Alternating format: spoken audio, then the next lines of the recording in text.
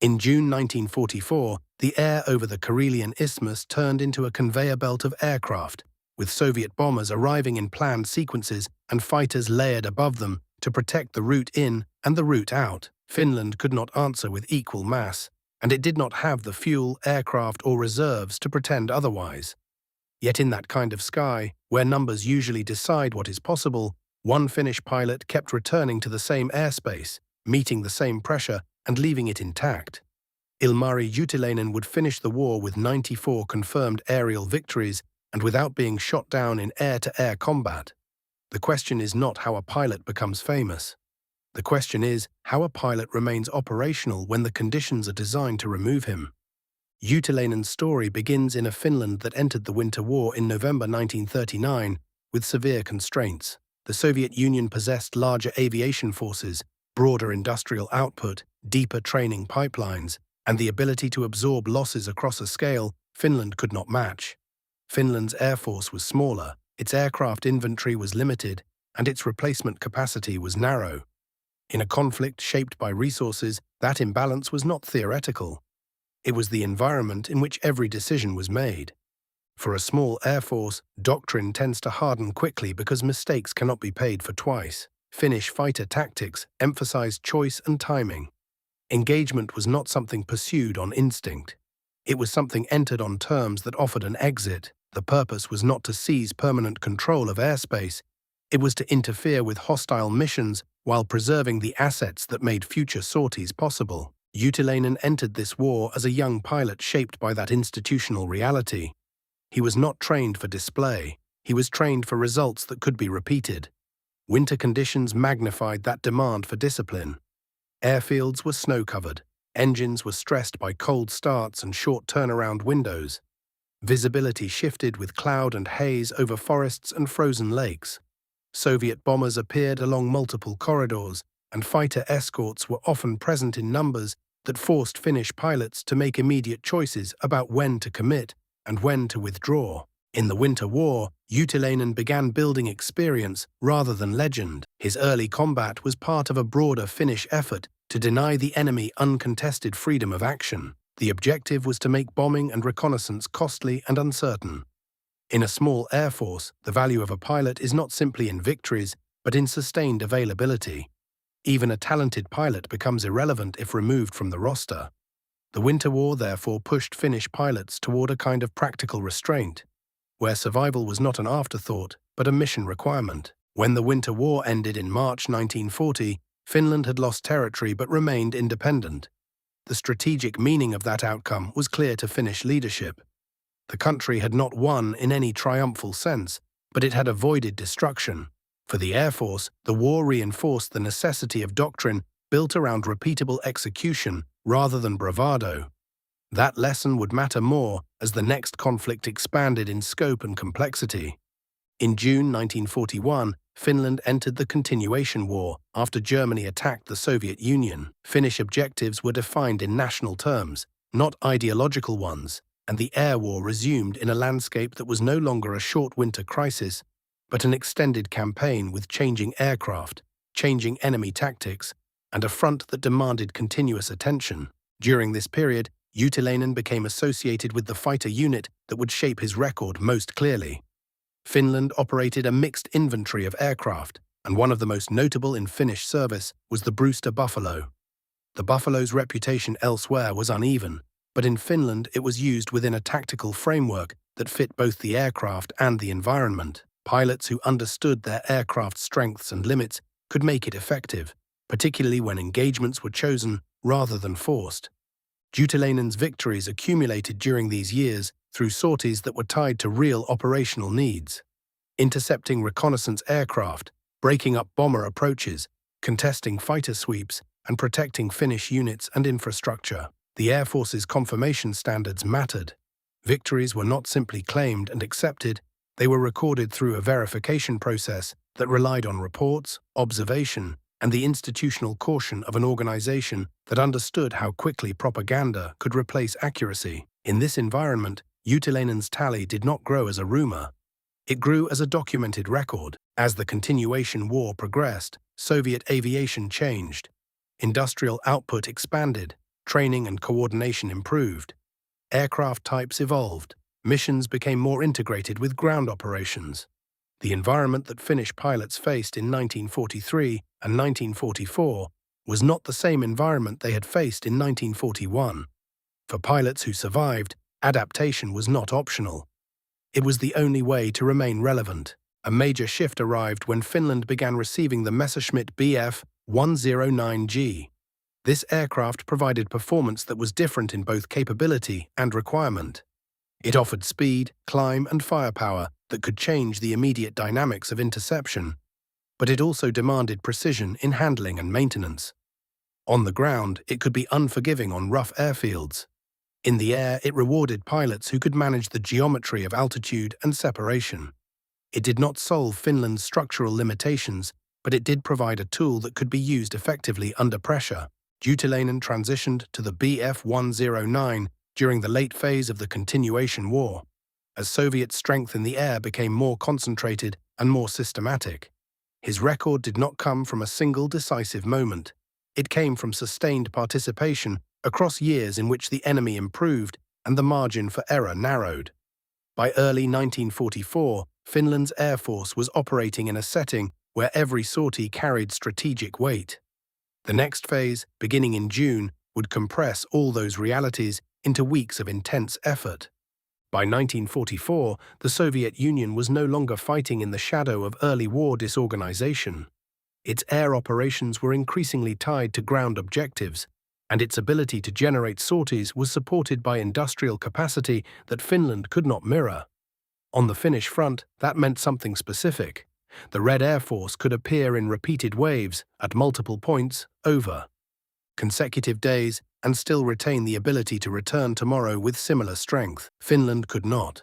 Finnish squadrons had to treat each aircraft as a limited resource, each pilot as a scarce asset, and each mission as an allocation decision. This is where systems become as important as skill.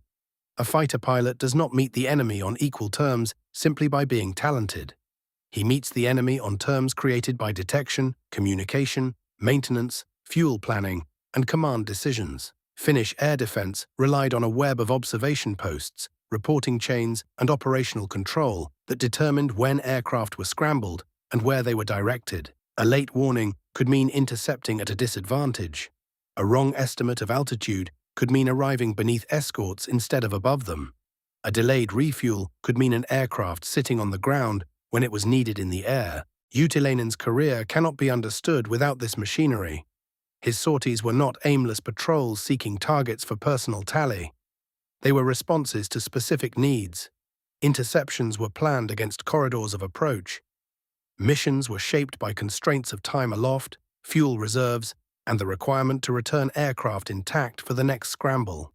That operational environment naturally produced a kind of flying that was different from the mythology of lone hunters. It produced pilots who acted within unit frameworks and who relied on coordination, not improvisation, to survive. The Bf 109G, which Juutilainen flew in the later phase, altered what was possible within those constraints. Its performance meant that altitude could be gained quickly, and that speed could be used to decide whether contact became combat or became separation. Soviet fighters, increasingly modern and deployed in larger numbers, were not passive targets. Escorts operated in structured patterns and were tasked with protecting bombers and ground attack aircraft moving toward the front. The Soviet inventory on the Finnish front included aircraft designed for escort and interception, and aircraft designed for ground attack, with missions that demanded coordination rather than individual dueling. In that environment, a fighter pilot's effectiveness was often measured by whether hostile formations were forced to change behavior, not only by whether aircraft were destroyed. The mid-war years also introduced a reality that is easy to miss in later summary.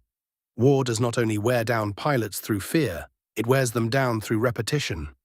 Scramble procedures at odd hours, short sleep cycles, cold starts, maintenance delays. Weather that grounds aircraft for hours and then clears suddenly and forces immediate response. The physical environment of Finnish airfields, particularly in winter and early spring, added to the burden. The ground itself was part of the system. Ice, snow, mud, and rough surfaces affected aircraft availability and increased the risk of accidents that could remove an aircraft without enemy action. As Soviet strength increased, Finnish squadrons had to concentrate on where they could matter most. This is a practical issue, not a philosophical one. A small air force cannot spread itself evenly across the front and expect to remain effective. It must make choices. Some missions will not be intercepted. Some formations will pass through contested airspace unchallenged. The goal is not to do everything.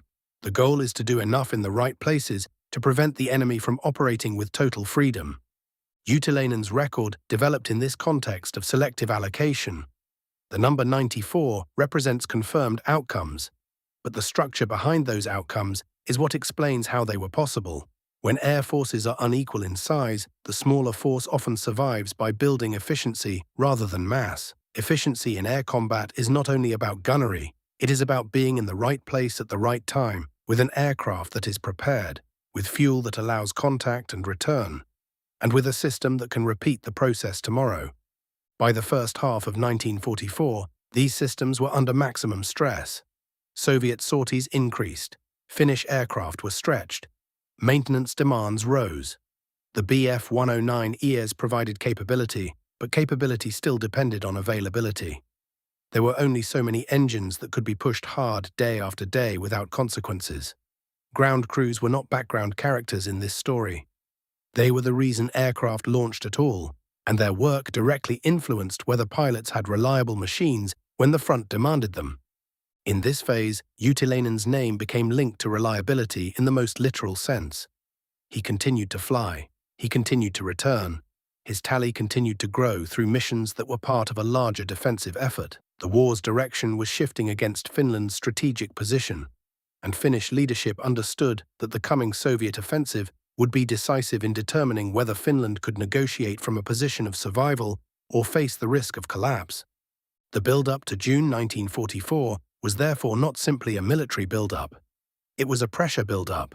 It condensed the stakes of national independence into weeks of capability and endurance. When the Soviet offensive finally began, the air war would become more concentrated than it had ever been on this front, and Utilainen would enter the phase that defined his record in the public memory of the war. The Soviet offensive of June 1944 was designed to overwhelm Finnish defenses through concentrated force. On the ground, it relied on artillery density, armored thrust, and coordinated infantry movement. In the air, it relied on persistence. Bombers and ground attack aircraft were used to weaken positions, disrupt movement, and punish supply routes. Fighters were used to protect those aircraft and to suppress interception. The objective was not to win a series of isolated fights. The objective was to create a continuous environment of pressure in which Finnish units could not stabilize. On the Finnish side, the air response had to be selective and timed. Interception demanded early warning. It demanded rapid launch. It demanded aircraft prepared to climb quickly into positions where the first contact could be made before formations reached their targets. Finland could not contest every approach route equally, and it could not maintain continuous fighter presence over the front. Its defense in the air depended on concentrated interventions at moments where disruption could be maximized. Soviet formations during this period were structured to reduce vulnerability. Escorts were organized to cover likely approach vectors, and the presence of fighters above and around strike aircraft forced Finnish pilots to make immediate decisions about what could be attacked safely. The formation itself was a moving defensive system. Penetrating it required timing. Exiting it required clarity.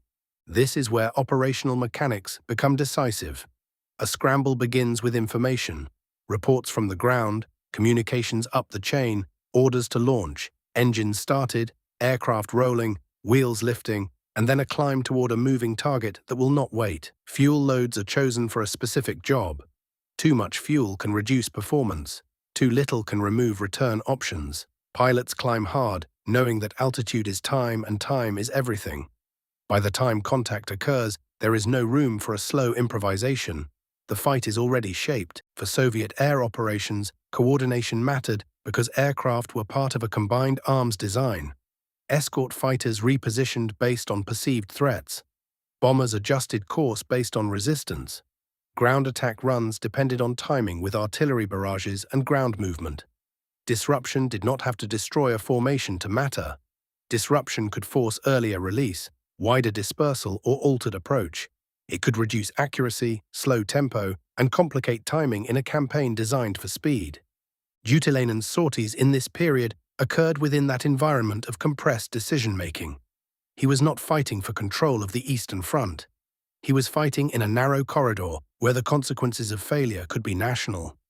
The air war here was not abstract. It was connected to specific ground battles and to the political question of whether Finland would remain independent after the offensive. His combat record gained its final additions within that context of operational necessity. The pressure on Finnish airfields was constant. Aircraft returned with engines hot from steep climbs and high-power settings. Ground crews refueled, rearmed, and inspected under time pressure. Damage that could be repaired slowly in peacetime had to be evaluated quickly in wartime. Pilots were briefed again, launched again, climbed again. The rhythm was not heroic. It was industrial, performed on a small scale against an opponent operating on a much larger one. Soviet sortie generation during the offensive operated on a scale that forced constant recalculation. Formations were not isolated events. They arrived in sequences tied to ground timetables. A morning strike might be followed by reconnaissance in the early afternoon and renewed ground attack later in the day. Replacement aircraft were available in numbers that allowed continued pressure even when losses occurred. This did not eliminate friction within Soviet operations, but it reduced the strategic impact of individual setbacks. Finnish squadrons, by contrast, measured availability carefully. Aircraft strength on paper did not always reflect aircraft ready for immediate launch. Engines required inspection. Airframes required evaluation after heavy use. Minor damage could temporarily ground a machine until repair was completed. Pilots were finite. Even if aircraft were available, fatigue limited how often the same individuals could be sent aloft without diminishing effectiveness. This imbalance of depth shaped the tempo of engagement. Finnish fighters could not remain airborne indefinitely waiting for contact. They launched towards specific targets, executed interception, and returned to prepare for the next alert. Each sortie was a calculation of fuel, altitude, and time. If interception occurred too late, bombers would reach their objectives before disruption was possible. If it occurred too early, fuel margins could narrow before return. A typical interception during the height of the offensive followed a strict sequence. Detection triggered scramble. Aircraft lifted in pairs or small elements and climbed toward estimated altitude of approaching formations. Ground control provided updates when available, but cloud cover and distance often limited clarity. Visual contact might occur first with escort fighters rather than bombers. In that moment, decision replaced theory. A pilot had to determine whether an opening existed to strike the bombers directly or whether escorts had sealed approach vectors. If an opening appeared, attack had to be decisive and brief. Ammunition was limited. Exposure time was limited. A successful firing pass did not guarantee prolonged engagement. Escort fighters would respond, and the defending pilot needed to assess whether remaining in the vicinity increased risk beyond acceptable margins. Withdrawal was not retreat in a moral sense. It was a requirement for the next sortie. In this environment, consistency mattered more than spectacle.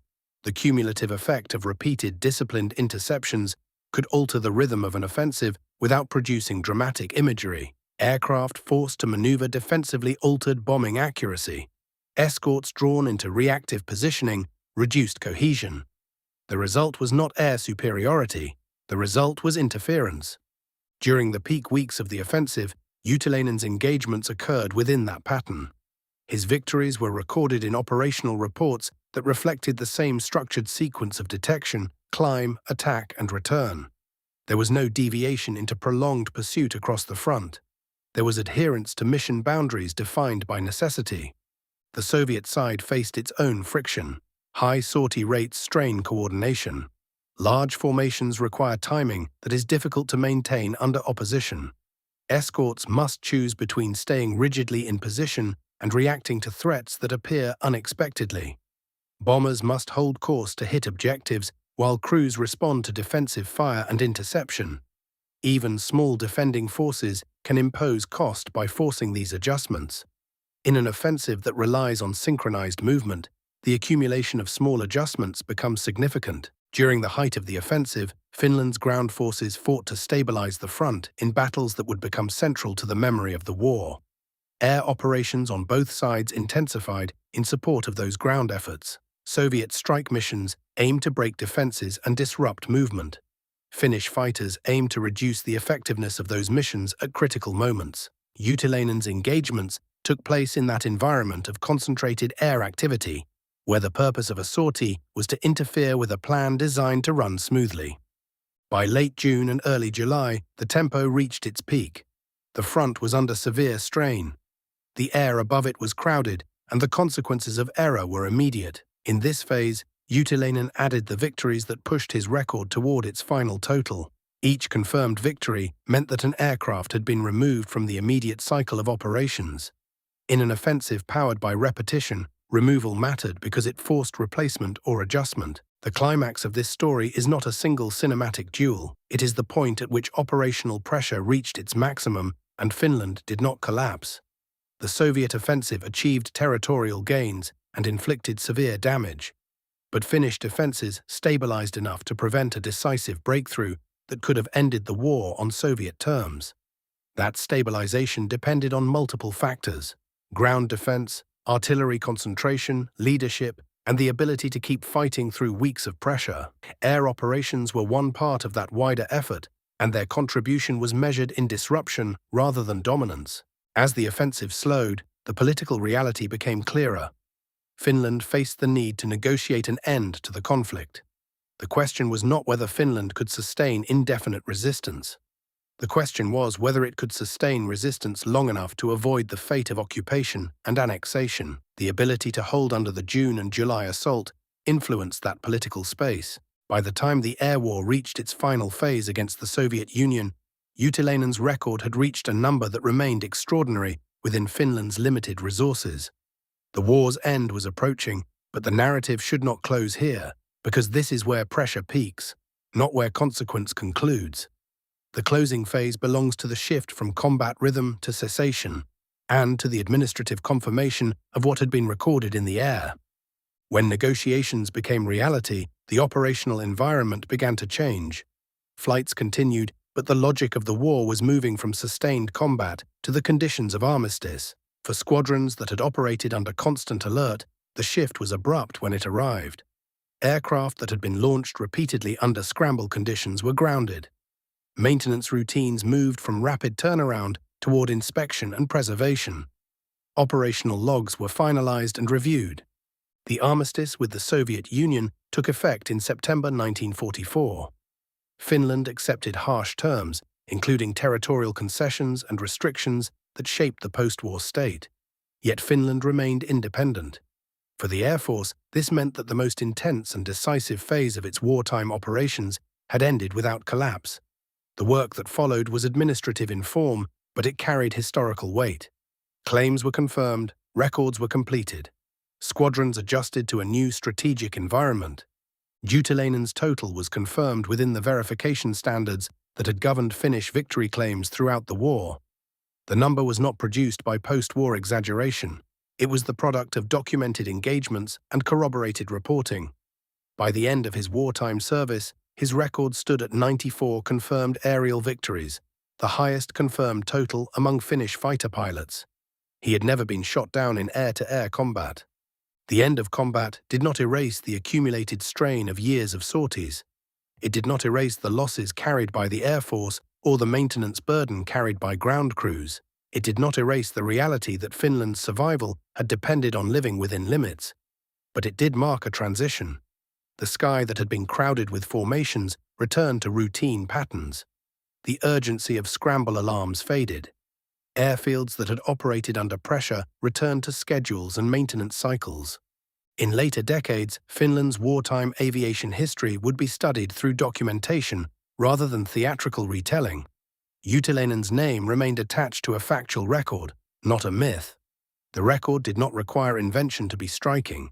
It required only the context in which it occurred: a limited air force operating under scarcity, facing an opponent with scale, and remaining operational through the most concentrated phase of the war. When the conflict ended and the final sorties ceased, aircraft returned to their airfields. Engines cooled.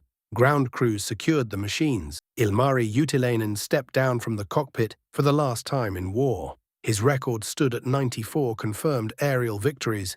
He had never been shot down in air-to-air combat.